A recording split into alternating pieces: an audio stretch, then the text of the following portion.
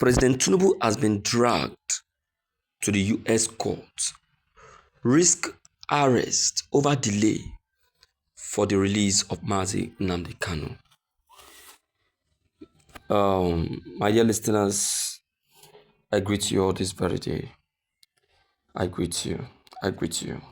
Thank you so much for yet another opportunity granted to me. The Nigerian President Bola Ahmed Tinubu has been dragged by the Igbo descent. The Igbo descent in the United States, together with the Anthony of Mazi Nnamdi Kanu in the US, and some top men of God have met with the US president for intervention and using of his power to demand the immediate release of the IPOB leader, saying that the conspiracy and the delay for Nnamdi Kanu's freedom is becoming too high. So there is need for him to be immediately released. You need to listen to all that they have said, because they were so blunt. They spoke to length. You'll be shocked at the secret that was revealed by them.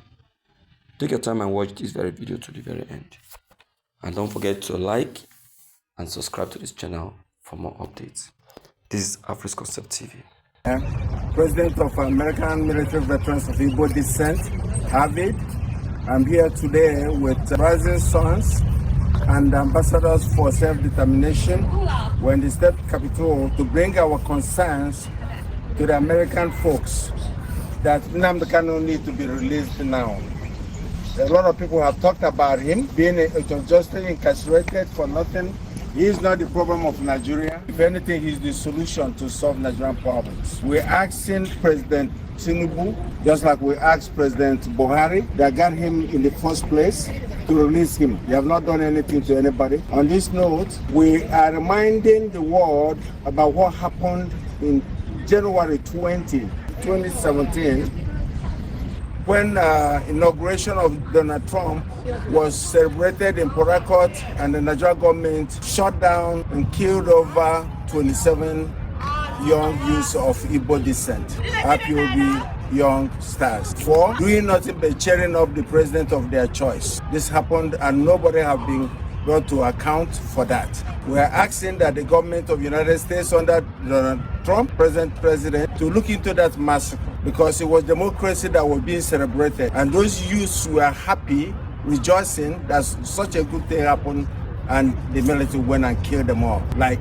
chickens. We continue to ask, what is it that you're holding Nnamdi Kanu for? And we believe, as a British citizen, the British government's hand is in it, because Nnamdi was discussing about the atrocities they're doing in Nigeria. They don't want any development in Nigeria. Everything that we are doing is what Nnamdi was preaching on. And everything he have said before have happened today, and it's still happening. The jihadis coming in to work for the British government and to be killing people, the Fulani herdsmen, the terrorists, and that's what they are, killing people, trying to displace indigenous people, trying to take their lands from them, land grabbing. We want the world to look into it, more especially the United States government. For one thing, if nothing is done, once these jihadis get hold of the southeast, the Christians that they're trying to exterminate, they will have hold of the sweet crew. And once that happens, the next thing will be to challenge the United States and even the Britain that is encouraging them to do their bad deeds.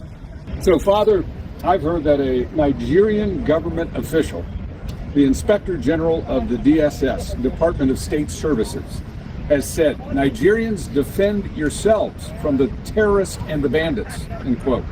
So, Father, as a minister of God, do you support self-defense, especially where it may lead to the killing of your assailant? Thank you very much, sir, for the question. And if you don't mind, let me begin by thanking you and your colleagues who have been working with us tirelessly to bring to the awareness of the world the level of injustice that is going on in Nigeria is getting too much. And at some point, somebody somewhere has to stand up and say, enough is enough. Now, coming to your question, yes, the Director General of DSS, who in American context we might equate to the Director of Homeland Security, is a special government official in Nigeria who is privy to top secret intelligence actually. For him to step forward and publicly told Nigerians, arm and defend yourselves, tells me a couple of things. One, Nigeria is either becoming a failed state or is already a failed state. Why? Because he said that they don't have enough government manpower to defend you. The military, the police, the DSS, that they don't have enough power to defend their citizens. What is the primary responsibility of any government, democratic government? To defend the lives and property of the people. So, for the director of DSS to say, we don't have what it takes to protect you Nigerians. Download Glovo, order from your favorite restaurants in town and satisfy your cravings. Glovo, order anything, we deliver in minutes. Clearly, Okta has no hidden trading charges. Or would you rather trust the guy in the commercial? To say, we don't have what it takes to protect you Nigerians, it means that they are incapacitated. Self-defense is a natural phenomenon.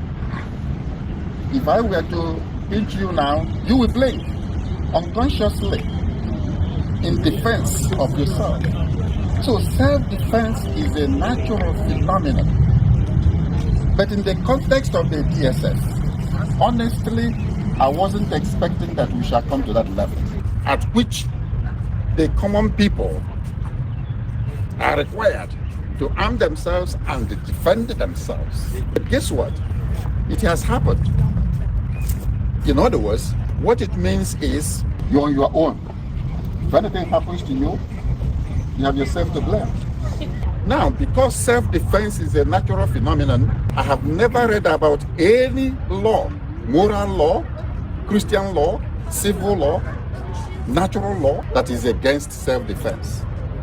None whatsoever. But you know what? Where you have a good government, you take it for granted that you are protected.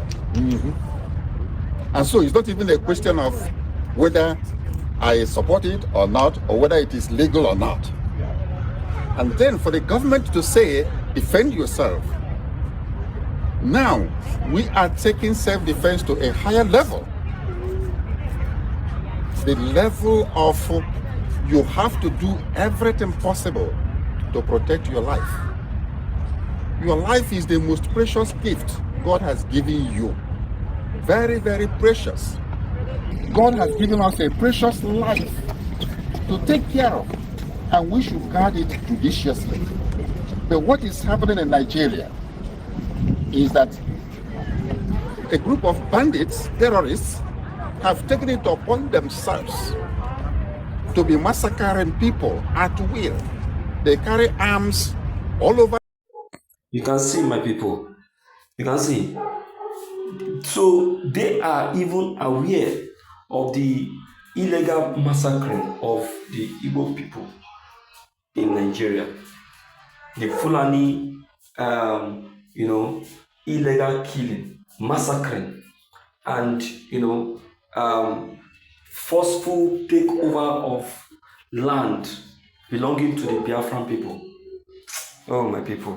In fact, if the US and the other international countries are to come in full force in support of Biafra, forget it. I don't think Nigeria will be able to survive it, because I know that they have heard a lot. They don't hear a lot. Anyway, let me begin by hearing from you on this matter, and then let's know what you think about this actually is. Don't forget to like and subscribe to this channel so that you can be updated. Thank you.